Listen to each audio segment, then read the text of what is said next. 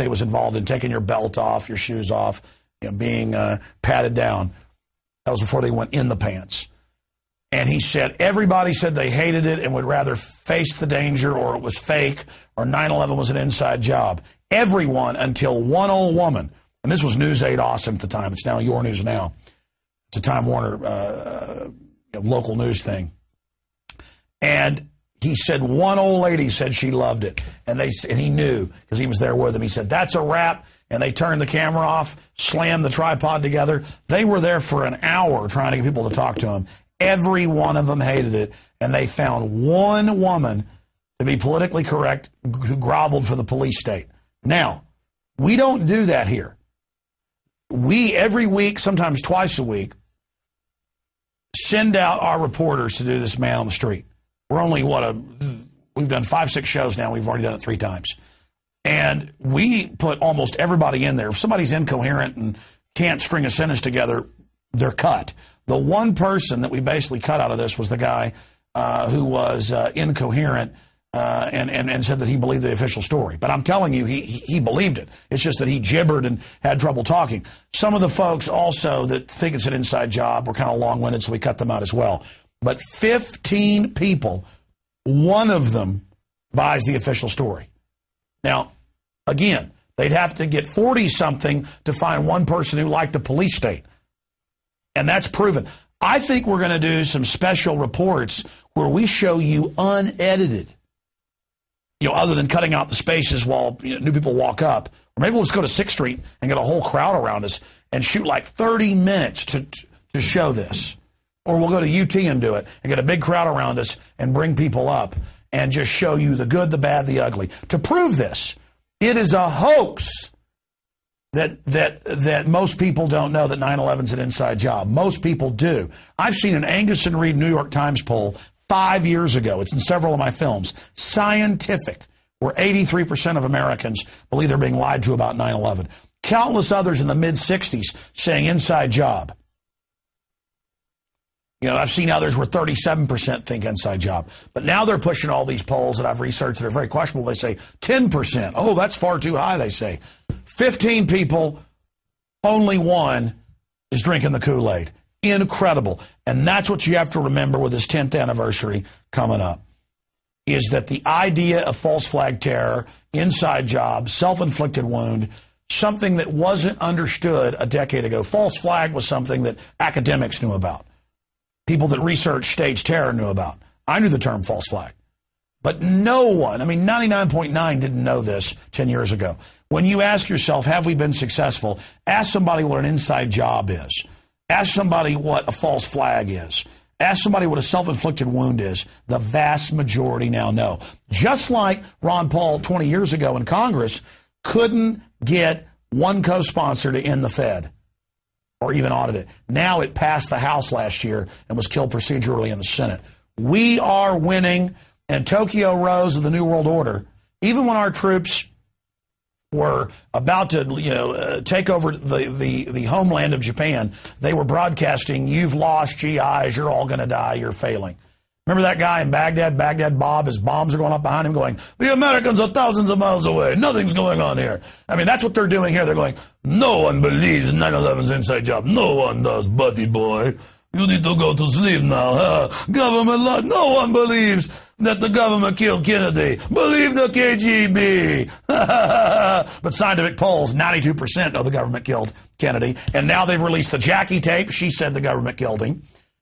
His lawyer, Barr McClellan, LBJ's lawyer, has gone public. The hitman, head CIA guy, has gone public on his deathbed, E. Howard Hunt. You want me to keep going? The mistress of LBJ went public on my show before she died. You want me to keep going? You guys have lost all credibility. We're going to go to break, come back with Richard Gage. It's InfoWars Nightly News. Stay with us and spread the word. The spirit of 1776 worldwide will defeat evil. The establishment called him extreme and unelectable. They said he was the wrong man for the job. It's why a young Texan named Ron Paul was one of only 4 congressmen to endorse Ronald Reagan's campaign for president. believing in Reagan's message of smaller government and lower taxes. After Reagan, Senator Al Gore ran for president, pledging to raise taxes and increase spending, pushing his liberal values. And Al Gore found a cheerleader in Texas named Rick Perry. Rick Perry helped lead Al Gore's campaign to undo the Reagan Revolution, fighting to elect Al Gore president of the United States. Now, America must decide who to trust, Al Gore's Texas cheerleader or the one who stood with Reagan. Ron Paul, Restore America Now.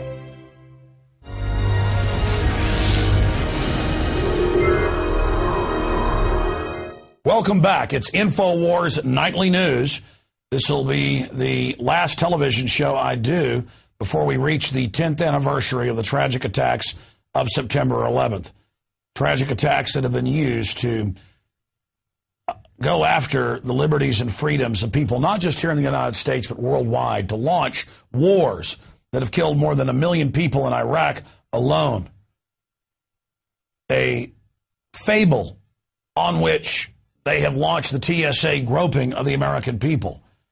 Will Americans and the rest of the world allow the lie that is 9/11 to continue to be used to destroy free societies all over the planet and launch these wars? Joining us is Richard Gage. A few years ago, he founded Architects and Engineers for 9/11 Truth. It's got thousands of members now, and it's made international headlines across the world. Hundreds of television programs have basically tried to debunk Mr. Gage and, of course, failed because he is a prominent architect, and he's got physicists, architects, engineers. It's over 1,500 now that are speaking out, and he's in Toronto for the truth hearing. So we're going to talk to him about that in a moment, and then I'm going to get his view on the video we just played earlier. You know, we interviewed more than 15 people in Austin randomly and asked, what do you think of Building 7, and showed them on an iPad the building falling. And all but one said, looks like controlled demolition, including a engineering student at UT who we ran into. Only one guy said, yeah, it looks suspicious, but there's got to be a reason. Now, that's your real on-the-street polling.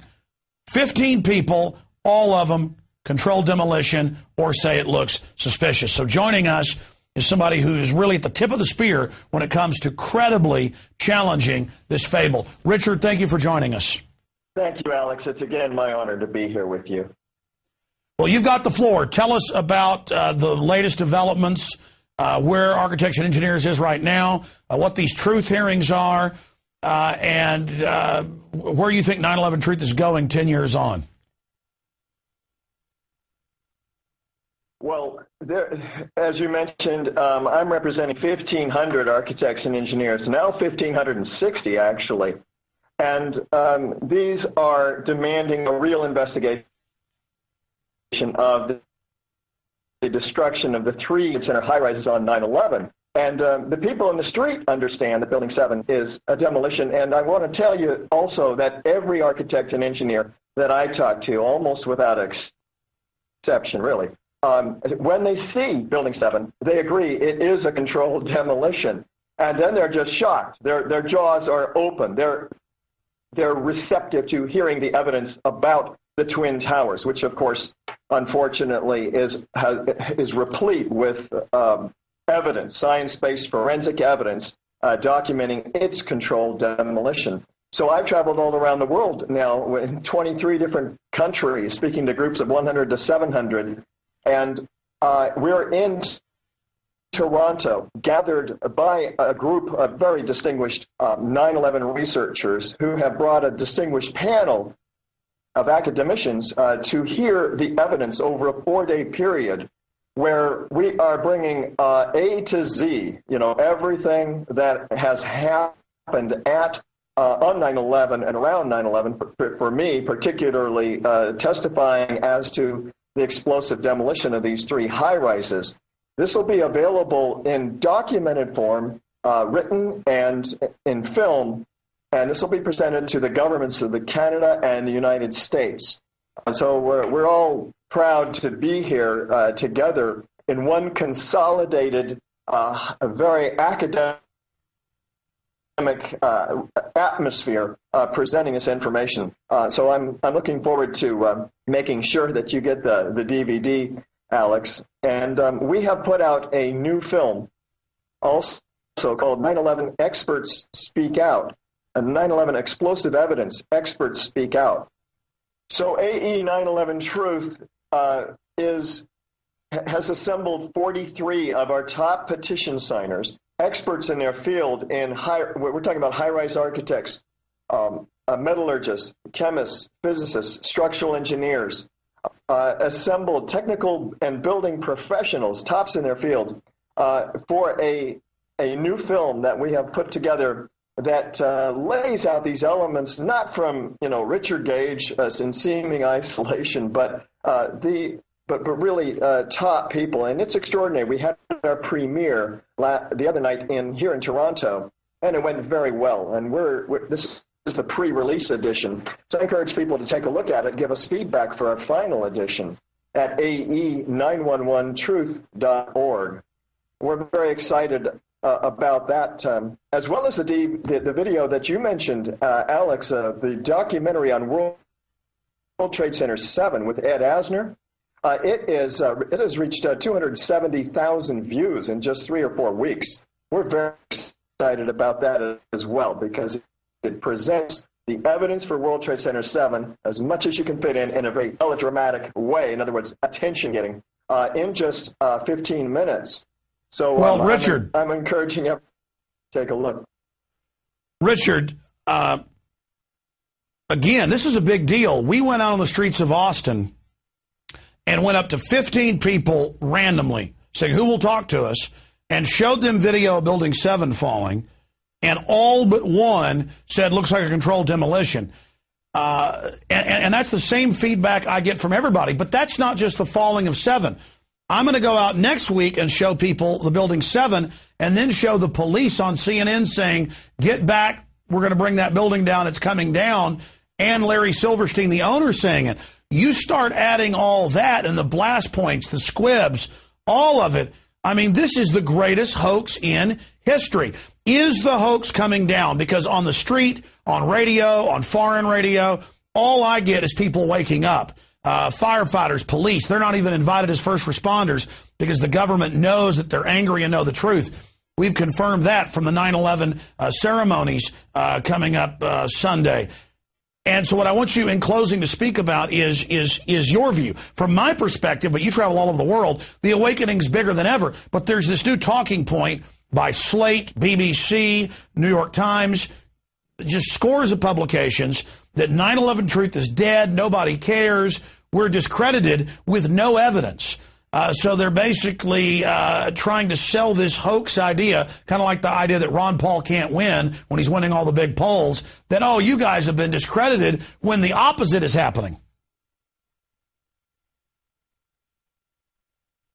Yeah, that's my experience as well, Alex. It can be a little disheartening to hear those comments. It's like watching a swimming pool fill up. The level, in the 5 years, there's been a lot of rise in the level of responsiveness in the street to the activists, and I'm out there with them in the street fairly often. And it's 5 years ago, it was, you get the middle finger and so forth, and conspiracy theorists. Now, largely, most people are fairly receptive. It is extraordinary. So we're gauging the level of unconscious, and it is not dead whatsoever. We're very excited about what's happening here, the level of support that we have in our organization in order to make a film like the one we're talking about and produce it and get it out there. It takes a lot of support, and we're getting that support. So there's no loss here. There's only gain. We're brought all around the world. Today, this week in Toronto, we're going to New York.